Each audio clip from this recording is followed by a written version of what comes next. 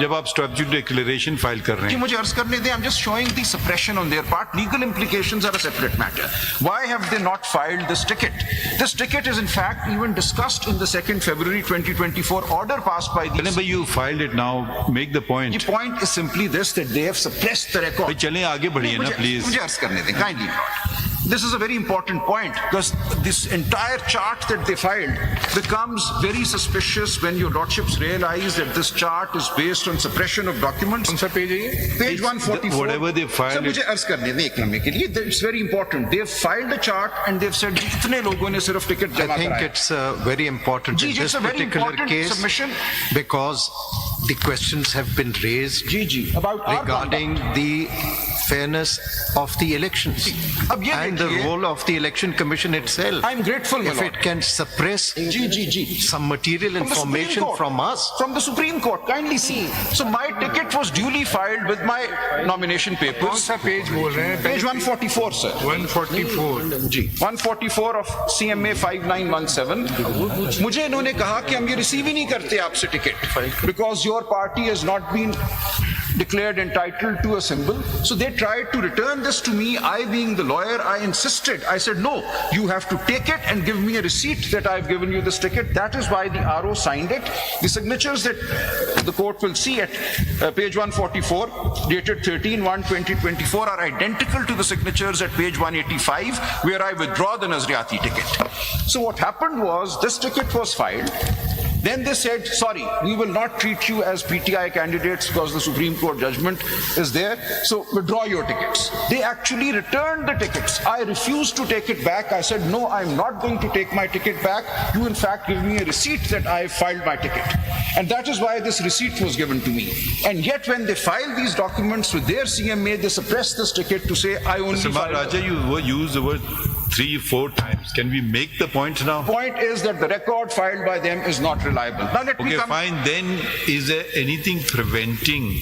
The matter is being contested in open court. The document is on record.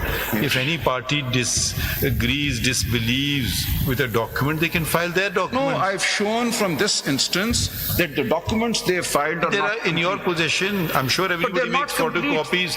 Parties could have brought those on record. But they're in their possession also. All I'm showing is that documents in their possession... Can we get on with the case? Not being filed. Yes, my lord. Now let me come to my 7 points. I was going to do this at the very end, but I've done it. Mr. Raja, किसी ज़माने में government और constitutional bodies bonafide litigant समझे जाते थे.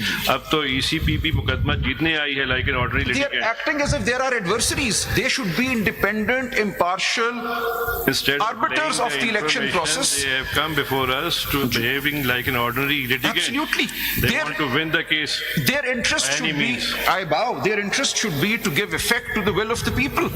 I don't see that happening. The suppression of documents in the case they have chosen to highlight. I have not chosen to file my documents. They filed my documents, forcing me to file my tickets. Now let me read through my points, hopefully within 10 minutes. Number 1, Kanwal Shawzab's right to file the appeal and be heard. She heads the PTI Women's Wing. She was one of 2 whose name was included in the list for women's reserved seats filed by PTI. SIC has confirmed that she remains a leading contender in case seats are allowed to SIC. She is directly affected by the outcome of the proceedings before the SC. And I refer to pages 7 and 23 of CMA 5917, in which the list in which her name is included, the women's seats list that PTI filed is there. And at page 23 is the Sunni Ittihad Council certificate recognizing her as a leading contender for a women's seat if they are allowed. So she is not just anybody off the street. Please, आगे बढ़िए. Ji sir, what's the point in making these statements off the street? Lord, allow me to... I mean, even if she's off the street, she's the highest respect. ये बातें ना करें. उनकी आगे बढ़ें, that she is not entitled to maintain. Please, आगे बढ़िए. Now, a political party can gain a general seat in 2 ways. Either when one of its ticket holders is declared successful as a result of polling, this would be a directly won seat, or an independent joins it. So general seats can be acquired in 2 ways. Either way, the party is said to have secured or won a general seat. The sole purpose of the proviso in Article 51(6) is to clarify, 51(6)(d) I should say, is to clarify that independents joining a party will be treated as seats won by that party, Nowhere does Article 51(6) speak of directly won general seats. That's a very important distinction. Directly won seats are on polling day. Other seats won are when independents join. They're both general seats. Reserved seats are to be allowed on the basis of general seats. Number 3. The issue of the grant or otherwise of reserved seats to SIC turns on how the phrases each political party and such political party as used in Article 51(6)(d) and E are interpreted, along with the words secured and includes. There is no clear statement that only parties with at least one directly elected seat may be allowed a reserved seat. The interpretation made must advance the basic purpose of the Constitution, which is a representative National Assembly based on facilitation of political parties in the electoral process and the affairs of the House. Granting reserved seats to other parties in a proportion greater than the general seats won would make the National Assembly unrepresentative. Number 4. The judgment of the Peshawar High Court is based on its interpretation of the word includes, and I refer to paras 15 to 17 of that judgment in particular. I draw the court's attention to paras 15 to 17 of the Peshawar High Court judgment.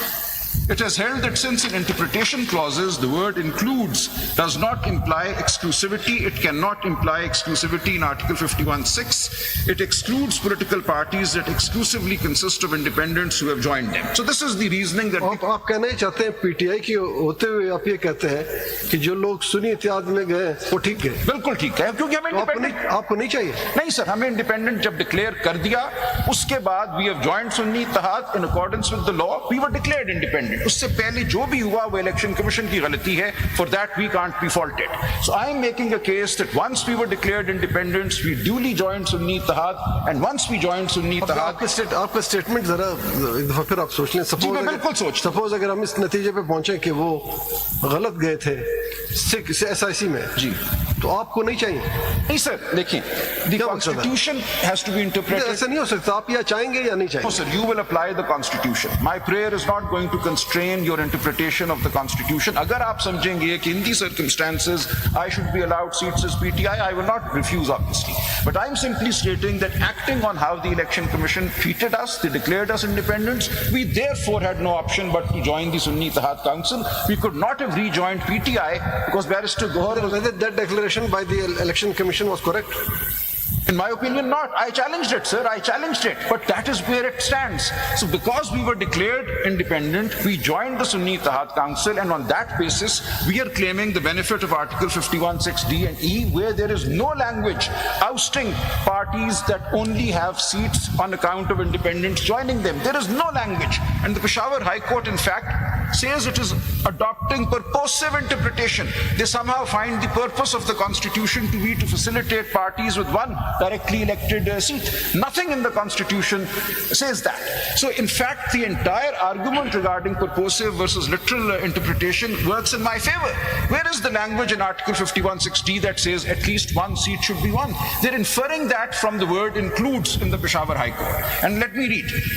Salman अकरम राजा साहब, आपका ये point Faisal Siddiqui साहब का case demolish नहीं कर रहा है? मुझे नहीं पता sir. I am making my point. Your lordships are going to interpret the constitution and apply it. Your lordships are not bound by readings. Your lordships are not bound by argument. I stand where I stand, and I say this with great conviction and clarity, that there is no need for any kind of inference or reading into Article 51(6)(d) or E.